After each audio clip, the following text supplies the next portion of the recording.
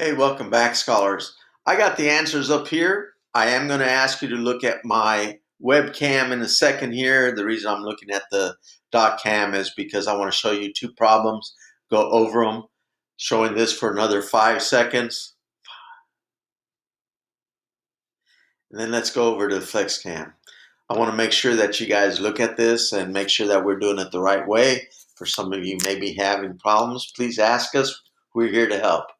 Now, if I look at this first problem, 3/4 times 2/3, that equals, for me, I go ahead and put my numerators up on top.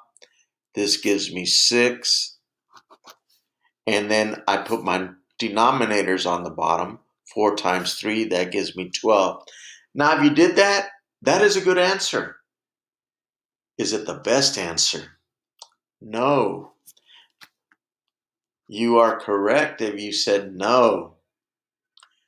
The reason being is that 6/12 is equivalent to 1/2. How do I know? Because 6 plus 6, which is half of 12, equals 12. The next one is the volume problem that I want to make sure that we got to and we went over. And I have it right down here. Is 4 cubic units times 2 cubic units times 3. This right here lets me know that this is 8 cubic units squared times 3 cubic units, which gives me 24 cubic units cubed. So hopefully you got those right. If you have any questions, please feel free to give us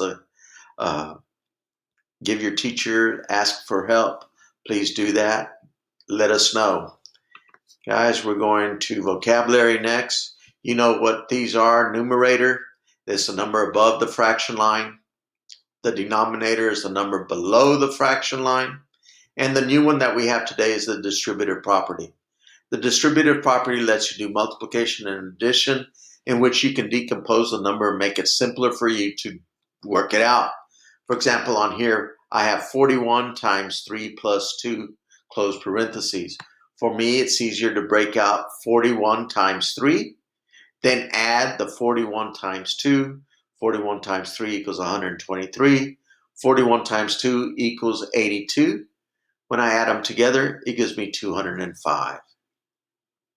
The next page we already know on the vocabulary. That vocabulary is the area. Area equals length times width. And we know that a unit square is a square that measures 1 unit on each side. That brings us to our objective. On the objective, I would like to have a scholar read it out loud.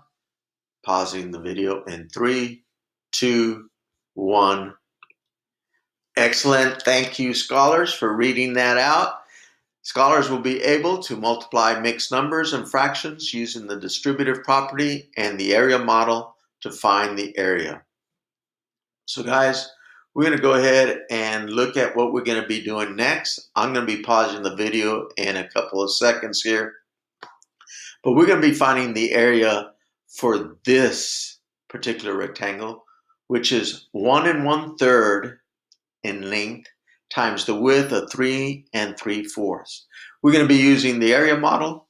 I'm going to be pausing this and going to the cam to show you how I'm going to answer this. Pausing in 3, 2, 1.